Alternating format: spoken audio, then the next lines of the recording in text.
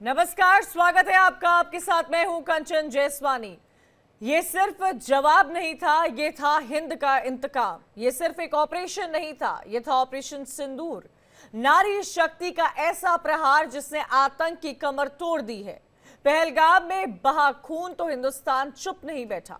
22 minute आतंक के 9 अड्डे और 100 से ज्यादा आतंकियों को मिट्टी में मिला दिया गया। यह था नारी शक्ति का वो स्वरूप जो ममता से नहीं, मौत से मोर्चा लेने आई थी। बीएसएफ की वीरांगनाएं गोलीबारी के बीच डटी रही। कर्नल सोफिया कुरैशी की रणनीति, विंग कमांडर व्योमिका सिंह की हवा से बरसी आग। वर्दी कोई फर्क नहीं देखती है, ये सिर्फ सैनिक है जिन्होंने ऑपरेशन सिंदूर में दिखा दी ताकत और तिलक की असली परिभाषा। बॉर्डर पर दुश्मन के लॉन्चिंग पैड तबाह किए, आतंकियों की हवाई निगरानी तक ने दम तोड़ दिया। पाकिस्तानी पोस्ट को उड़ाने वाला कमांडर एक महिला थी। अखनूर की सरहद पर जब दुश्मन ने झांकी भारत की ओर तो जवाब देने के लिए बीएसएफ की महिलाएं सबसे आगे खड़ी थी, मोर्चे पर डटी हुई थी, बंकर उड़ाए थे, एक संदेश छोड़ गई। हम सिर्फ महिलाएं नहीं हैं, हम वो शक्ति हैं जो सीमा की रक्षा भी कर सकती हैं और इतिहास भी लिख सकती हैं। लेकिन लड़ाई के इस मैदान में उन्होंने सिर्फ एक नाम चुना, वीर। आज का ये शो सिर्फ जीत की कहानी नहीं है, ये सलाम है हर उस बहन, बेटी, मां को जिनकी वर्दी में है भारत की असली शक्ति। यह है नारी शक्ति के साथ आतंक पर आघात। शुरू हो रहा है भारत की बहादुरी का सबसे गौरवशाली अध्याय। इसी मुद्दे पर खास मेहमानों के साथ चर्चा करेंगे, सवालों के जवाब तलाशेंगे और जानेंगे कि क्या कुछ हुआ था ऑपरेशन सिंदूर में। हमारे साथ नारी शक्ति जुड़ गई हैं। विंग कमांडर अनुमा आचार्य हैं डिफेंस एक्सपर्ट के तौर पर, कर्नल हिमांशी सिंह है डिफेंस एक्सपर्ट के तौर पर, कैप्टन श्वेता मिश्रा हैं डिफेंस एक्सपर्ट के तौर पर। बहुत खूबसूरत ये पैनल आज मुझे लग रहा है और देखकर खुशी होती है जब मैं खुद नारी होकर नारी शक्ति की बात करती हूँ, इस देश की आधी आबादी की बात करती हूँ। विंग कमांडर अनुमा आचार्य, जब ऑपरेशन सिंदूर का जिक्र हुआ था और प्रेस ब्रीफिंग हुई थी और दो महिलाएं, देश की नारी शक्ति, देश के सैनिक प्रेस को ब्रीफ कर रही थी और उस प्रेस के साथ साथ भारत की प्रेस को नहीं, मुझे लगता है पूरी दुनिया की प्रेस को ये बता रही थी कि कैसे कैसे मुंह तोड़ जवाब दिया है पाकिस्तान को, तो हमारा सर और ऊंचा हुआ था, हमें और गौरव बढ़ गया था। एक अनोखी तस्वीर देखने को मिलती है और जो स्टैट्स आ रहे हैं कि ऑपरेशन सिंदूर में किस तरह नारियों ने अपना परचम दिखाया है, वो लगातार हमें और भी ये सोचने को मजबूर करते हैं कि आधी आबादी हमारे देश की कितनी आगे बढ़ती हुई जा रही है। जी कंचन जी, जय हिंद। हमारा देश में जो महिलाओं के एंट्री का इतिहास है वो डॉक्टर्स का तो देश की स्वतंत्रता के बाद से ही रहा है। लेकिन श्वेता जिस बैच से आती हैं, मैं जिस बैच से आती हूँ, आज से 30 साल पहले हम लोग कमीशन हुए थे। तो 30 सालों से भारत की महिलाएं ये परचम ऊंचा कर रही हैं और अलग अलग समय पर दिखी हैं। आपने अगर देखा होगा कि जब बराक ओबामा आए थे तो उस समय भी हमारी एक महिला अधिकारी ने परेड का संचालन किया था। तो ये जो आज हमको दिख रहा है उसको हम 30 सालों पहले अगर आप सोचेंगे तो उस समय से ये बात चली आ रही है। और मैं तो ऐसा मानती हूं कि आज चूंकि या शायद कल हमारी आज ही हमारी एनडीए का पहला बैच पास आउट हुआ है, तो मैं आज से 35 साल के बाद देखती हूं कि हमारी तीनों सेनाओं में से एक या हमारी तीनों सेनाओं में सेना अध्यक्ष भी एक महिला होगी। और इस बात को कहते हुए मेरे रोंगटे खड़े हो जाते हैं कि जिस समय हम सर्विस में आए थे उस समय जो माहौल था उसको धीरे धीरे धीरे धीरे महिला अधिकारियों ने अपनी प्रतिभा से ही एक स्टेबल बनाया। और उन दिनों को और आज से मैं जब जोड़ती हूँ तो आज इतनी महिलाएं हैं, फिर भी लगभग 12% 13% इंडियन एयरफोर्स में है, आर्मी में उनका प्रतिशत और भी कम है, नेवी में भी कम ही है, लेकिन सबसे ज्यादा वायुसेना में है। मैं इस बात पे भी फख्र महसूस करती हूँ, इस बात पे भी कि वायुसेना की महिला अधिकारियों को पहली बार पेंशन की पात्रता मिली थी, क्योंकि उनकी ट्रेनिंग उस समय भी 1 साल पुरुषों के बराबर थी। और आज अगर आप देखेंगे कि हमारी सेना की जो अधिकारी हैं उन सबको भी परमानेंट कमीशन मिल रहा है, लेकिन एक एक करके मिल रहा है। ये एक लड़ाई है, ये लंबी चल रही है।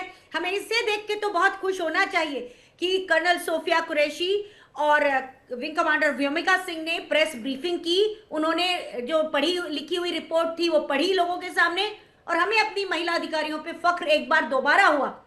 लेकिन वहीं आप ही के चैनल से मैं चाहूंगी कि आगे चल के अगस्त में जो हमारी महिला अधिकारी रिटायर होने वाली हैं और जिन्होंने ये मांगा है कि हमें पूरी पेंशनेबल सर्विस की पात्रता दी जाए, उनको भी हमें उसी शिद्दत से उनकी लड़ाई लड़ना होगी।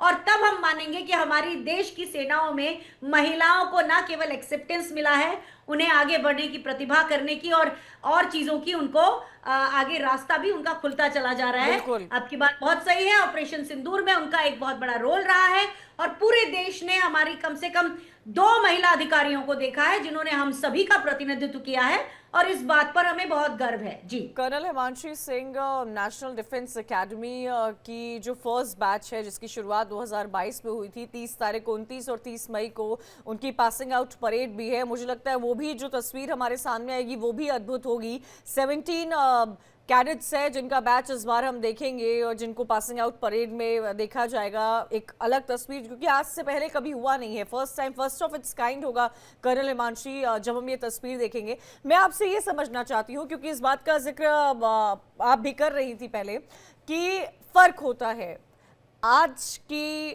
फोर्सेस में, आज आर्म फोर्सेस में, रिक्रूटमेंट में, हायरिंग में, फिजिकल फिटनेस में, मेंटल फिटनेस में, और आज से 30 साल पहले जब आपका बैच, जब आप ने शुरुआत की थी, क्या डिफरेंस था? या ये कहा जाए कि जो आपकी ट्रेनिंग रहती है वो बहुत टफ रहती है और वो आपको इतना टफ बना देती है कि आगे चल के जितने भी ऑपरेशंस हो वो आपके लिए बहुत आसान रहे? जी कंचन, बिल्कुल मैं इस बात से सरोकार रखती हूँ। आपने जो सवाल पूछा है सारे जवाब उसी में निहित हैं। और जब ये बैच पास आउट होगा एनडीए का, तब लोगों का दृष्टिकोण बदलेगा। देखिए, जब लोगों ने अवनी चतुर्वेदी को देखा, जब लोगों ने तानिया शेरगिल को कर्तव्य पथ पे देखा, और जब उन्होंने सोफिया कुरैशी को देखा, व्योमिका सिंह को देखा, तो आजकल घर घर में टीवी है, घर घर में मोबाइल है। लोग अब ये देख रहे हैं कि गांव से बेटियां कितनी प्रेरणा लेंगी।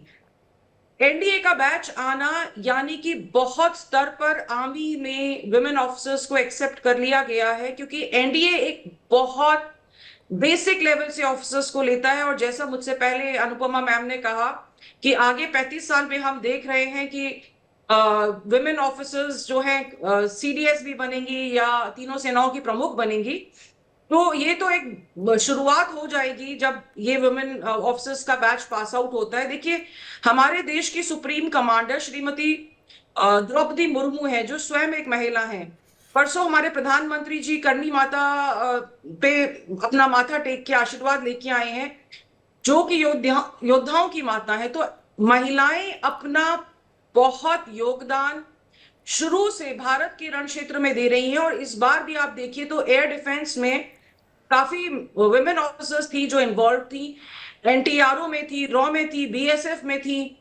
हमारे काफी सारी जो मेरी बैच की जो मेरी फ्रेंड्स हैं और मेरी कोर्समेट्स हैं, वो इस समय कमांड कर रही हैं। और मुझे ये कहते हुए बहुत गर्व महसूस होता है कि जब भी भारत का कोई भी चैलेंजिंग टाइम आता है तो महिला ऑफिसर खड़ी होती हैं। वो इंजीनियर्स में है, आपका संचार प्रणाली देख रही हैं, गोला बारूद की आपूर्ति कर रही हैं, साजो सामान आपको दे रही हैं। और अब सिर्फ वो सपोर्टिंग में नहीं है, वो स्ट्राइकिंग फोर्स भी है, which is a matter of pride for every Indian. कि जिसको हम सिर्फ मातृ शक्ति मानते थे, वो आज मांग में सिंदूर भरकर, हाथ में बंदूक लेकर देश की रक्षा कर रही है। और आगे आने वाला टाइम जब ये विमेन के बैचेस पास आउट होंगे, मुझे लगता है एक के बाद एक पूरे देश में एक क्रांति आएगी, जब लोग और बेटियां इस प्रोफेशन को चुनेंगी एज अ फर्स्ट मुझे लगता प्रोफेशन। है इसकी अवेयरनेस की भी बहुत ज़रूरत है। आज जब मैं ये पैनल देख रही हूँ तो मुझे बहुत खुशी हो रही है। I feel very proud of our nation, of the women that we have in forces. Captain Shweta Singh, हम उस एरा को बिलोंग करते हैं जहां पर लड़कियों की ड्राइविंग पर भी क्वेश्चन किया जाता है। कहा जाता है कि लड़कियों की ड्राइविंग बहुत डिफरेंट होती है कंपेयर टू लड़कों की ड्राइविंग।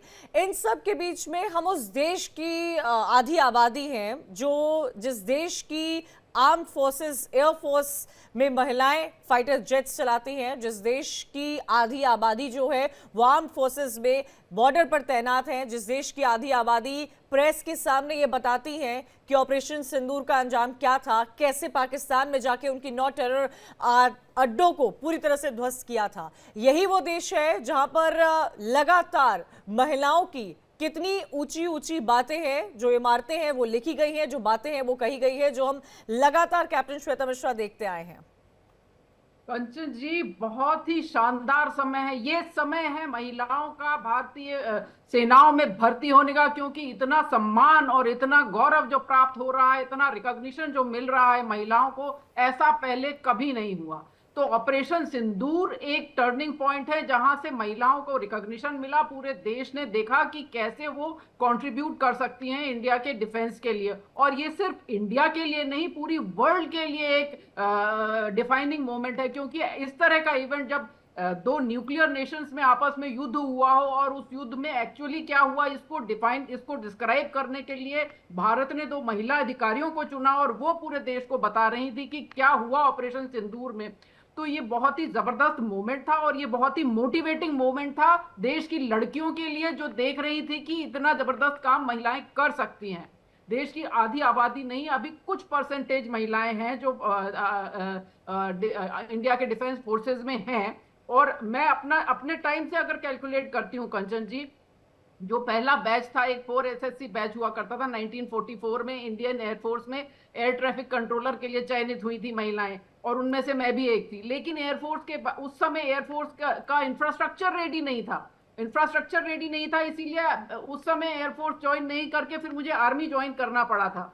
तो ये कंडीशन 1994 की थी, और आज 2024 में हम बैठे हैं जब इंडिया का जो वॉर है वो लीड कर रही है आगे से। सिर्फ कर्नल सोफिया कुरैशी या विंग कमांडर व्योमिका सिंह नहीं है, उनके साथ बहुत सी ऐसी हैं। जहां मैं बात कर रही हूं, जो खबर अभी 2 दिन पहले आ रही है कि एयर डिफेंस यूनिट की 2 कमांडिंग ऑफिसर, जिन्होंने पाकिस्तान से आते हुए ड्रोन्स और पाकिस्तान से आते हुए मिसाइल्स को नष्ट किया और भारत की बॉर्डर्स को सुरक्षा की, उसकी commanding officer air defence units की 2 महिला अधिकारी थी।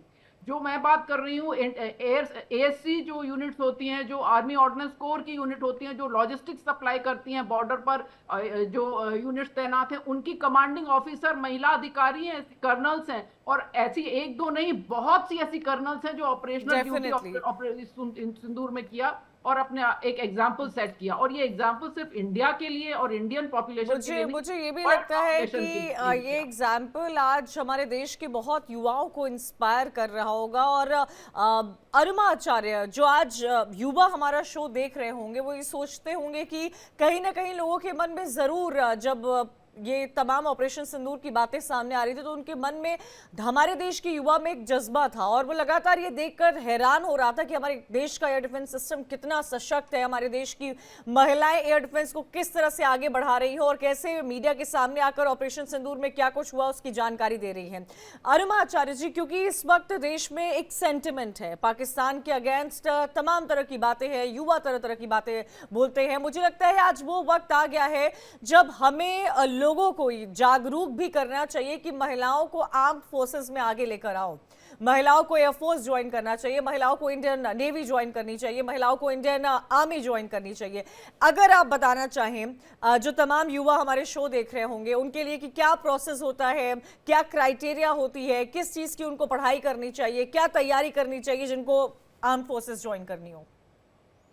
आपका सवाल बहुत अच्छा है, और मैं ये बताना चाहती हूँ कि जो भी सेनाओं के सिस्टम होते हैं, एग्जामिनेशन के सिस्टम होते हैं, वो बहुत ही पुख्ता होते हैं, बहुत ही फूल प्रूफ होते हैं। और उनमें 2 तरह की चीजें देखी जाती हैं, आपकी माइंड क्वालिटीज, यानी कि आपकी निर्णय लेने की कैसी क्षमता है, और आपकी हार्ट क्वालिटीज, कि कैसे आप लीड कर सकते हैं साथ के लोगों को। तो आपको ये तो आज के समय में सभी को मालूम है, लेकिन फिर भी आपने पूछा है तो मैं जवाब जरूर दूंगी कि सर्विस सिलेक्शन बोर्ड होता है, और उससे पहले एक एप्टीट्यूड टेस्ट होता है, जिसको आजकल हमारे यहाँ एयरफोर्स का जो होता है उसे एफकैट कहते हैं। एफकैट में जो लोग अपीयर करते हैं, उनमें से जिन लोगों के मार्क्स ठीक होते हैं या जिन लोगों को क्वालिफिकेशन का वो मिलता है, लेबल मिलता है, वो लोग आगे आते हैं, और उनके लिए एसएसबी का कॉल आता है। 4 दिनों का वहाँ एग्जाम होता है, जिसमें आपका पहले दिन एप्टीट्यूड टेस्ट होता है, पिक्चर स्टोरी टेस्ट होते हैं, सिचुएशन रिएक्शन टेस्ट होते हैं, और इन सभी में होता यह है कि एक ही सवाल को 4 तरह से पूछा जाता है, और ये देखा जाता है कि कहीं आप बनावटी तो नहीं है, कहीं आप जो कर रहे हैं वो एक बार सिचुएशन में वही जवाब दे रहे हैं, लेकिन चौथी बार वही सिचुएशन दूसरे तरीके से पूछी गई है, तो क्या आप में इनकंसिस्टेंसी तो नहीं आ गई है। इन सब चीजों के बाद एक बहुत ही इलेबोरेट इंटरव्यू होता है, और उसमें आप इंटरव्यूइंग ऑफिसर से लगभग 10 मीटर की दूरी पर बैठते हैं, तो वो आपको पूरी तरह से आकलन कर सकता है।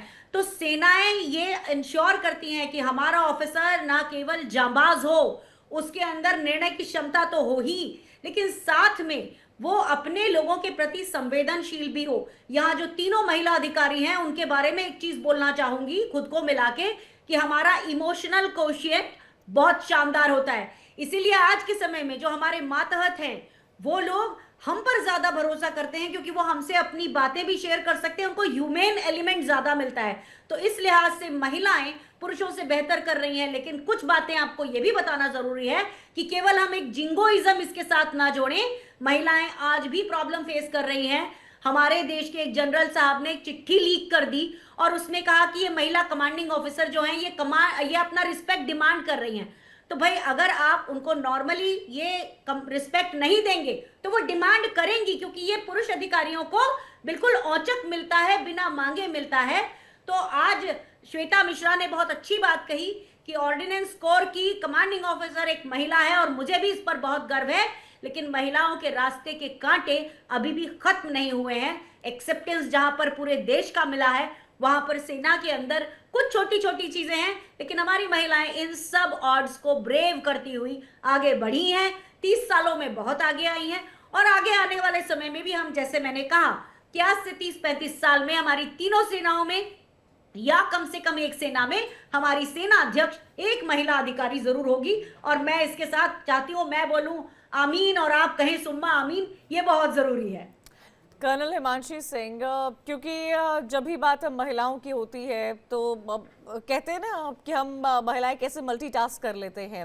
एक महिला है, वो बेटी भी होती है, वो बहू भी होती है, वो माँ भी होती है, कई तरह के रिश्ते हैं जो एक औरत निभा रही होती है। इन सब के बीच में कितना इम्पोर्टेंट होता है एक लेडी के लिए जो आर्म फोर्सेस सर्व कर रही हो, क्योंकि अपने निजी जीवन के साथ साथ अपने प्रोफेशनल लाइफ को भी वो बढ़ते हुए देख रही होंगी बहुत क्लोजली। क्या डिफिकल्टीज फेस करती हैं, और मैं ये भी आपसे समझना चाहूंगी, क्या वो एक तरह से सेंटिमेंट होता है, या क्या वो इमोशन होता है, क्या वो अटैचमेंट होता है जो आपको उस लेवल पर लेकर जाता है? जब आप यूनिफॉर्म पहन लेते हैं तो सारा सेंटिमेंट जो है वो देश भावनाओं में तब्दील हो जाता है। आपकी सारी एनर्जी, आपका सारा फोर्स जो है वो आपकी ड्यूटी, जब आप एक बार कसम खा लेते हैं वहां पे, तो सिर्फ उसको डेडिकेट होता है कि जो आपने एक बार कसम खा ली है उससे ऊपर कुछ नहीं है।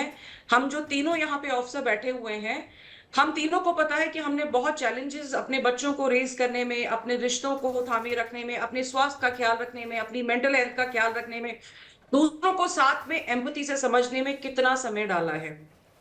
लेकिन हैविंग सेड दैट, मैं एक चीज मानती हूँ, जो फौज की ट्रेनिंग होती है वो आपके अंदर इतना फौलाद भर देती है कि आपको ये चैलेंजेस नहीं लगते हैं और आप इनसे कोप करना सीख जाते हैं।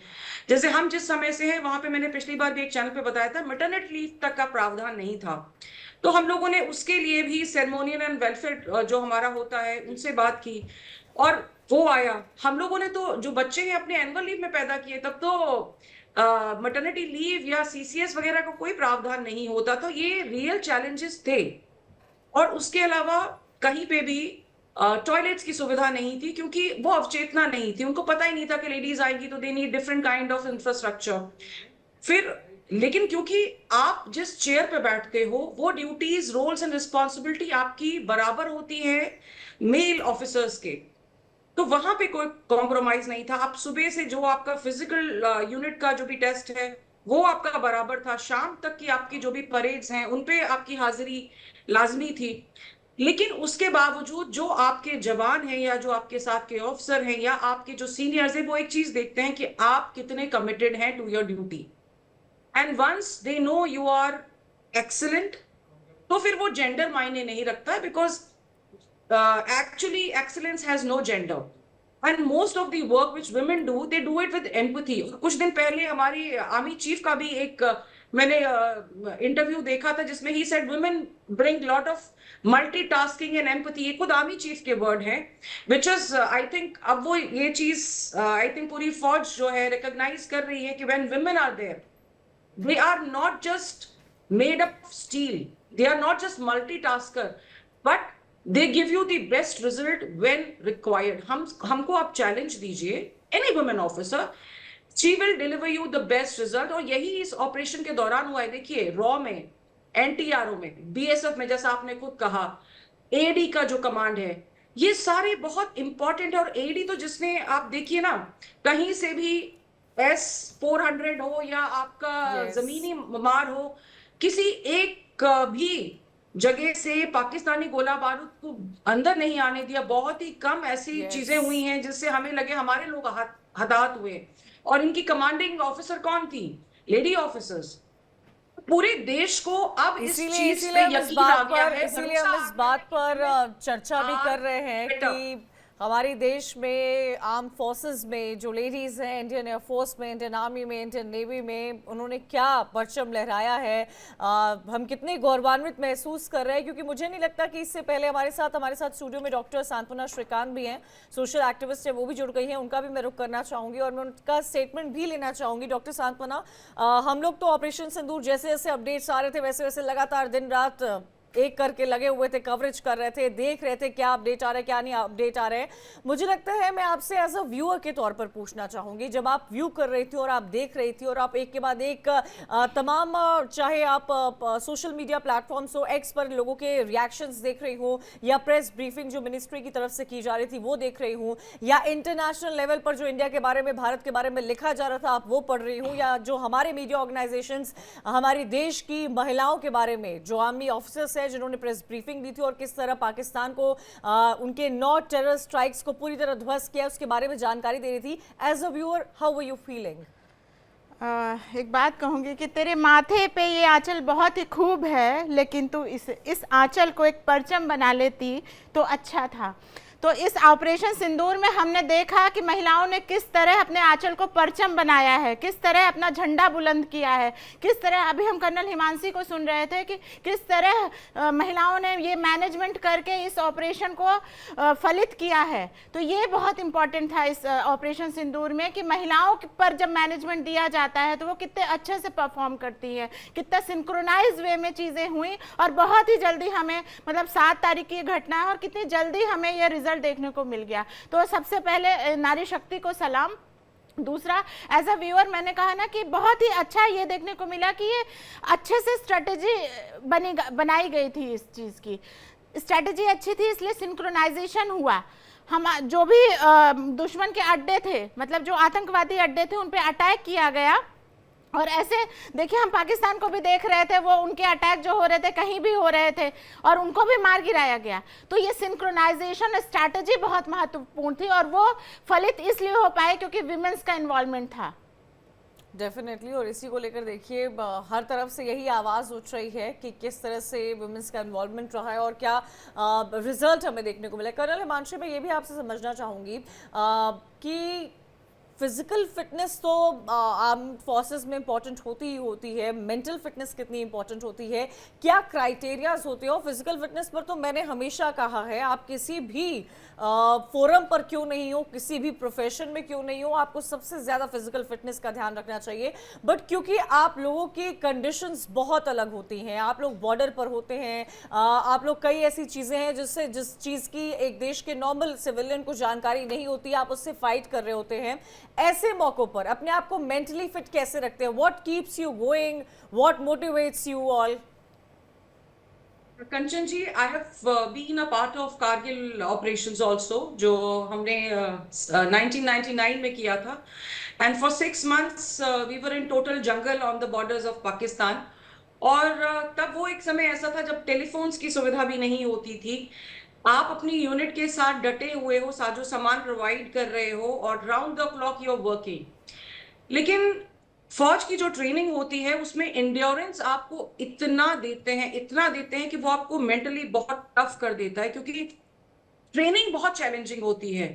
आपको जब ट्रेनिंग होती है, आपकी कोहनियों से आपका मांस हट जाता है, आपके घुटनों पे नहीं होता, 24/7 यू आर वर्किंग, आपको मेंटली बहुत अलर्ट रहना पड़ता है। तो ये जो ट्रेनिंग का समय होता है, ये इसीलिए होता है कि आपके अंदर बहुत इंड्योरेंस आ जाए, और वो जिस दिन से आप एकेडमी में अंदर जाते हो, वो आपके साथ में इतना ज्यादा टफ रहते हैं कि आपके पास और कोई चारा नहीं होता to become mentally very robust. ये ट्रेनिंग का हिस्सा है, अलर्टनेस ट्रेनिंग का हिस्सा है, चैलेंजेस आपको फेस करना और वो चैलेंजेस से ऊपर आना, ये ट्रेनिंग का हिस्सा है। मेरे पास और उसके बाद समय की कमी है मैम। मैं आखिरी सवाल अनुमा जी से लेना चाहूंगी और मैं उनसे पूछना चाहूंगी कि ma'am, is there any message जो आप आज की तमाम युवाओं को देना चाहेंगी, उन लड़कियों को देना चाहेंगी जो आर्म फोर्सेस ज्वाइन करना चाहती हैं? क्या मैसेज आप उनको कन्वे करना चाहेंगी? देश की सबसे अच्छी अगर कोई सर्विस है तो वो आर्म फोर्सेस की है, जहां महिलाएं सबसे ज्यादा सुरक्षित हैं, क्योंकि अगर किसी ने कुछ किया तो सीधे कोर्ट मार्शल होता है। इसलिए महिलाएं सबसे ज्यादा सुरक्षित आर्म फोर्सेस के अंदर हैं।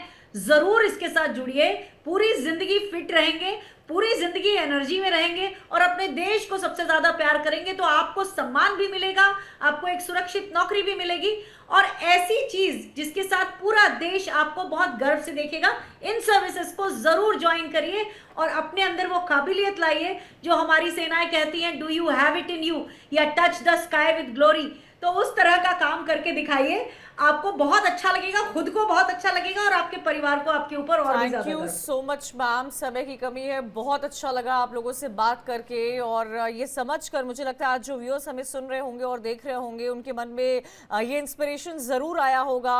तमाम पेरेंट्स जो सुन रहे होंगे वो ज़रूर जब ये सोचते होंगे कि उनकी बच्ची बड़े होकर क्या बनेगी, तो मुझे लगता है आज उनके मन में ये भी ख्याल आता होगा क्यों नहीं आर्म फोर्सेस, और ये आना भी चाहिए क्योंकि देश सबसे ऊपर है। आप सभी का बहुत बहुत शुक्रिया मेरे साथ इस चर्चा में जुड़ने के लिए।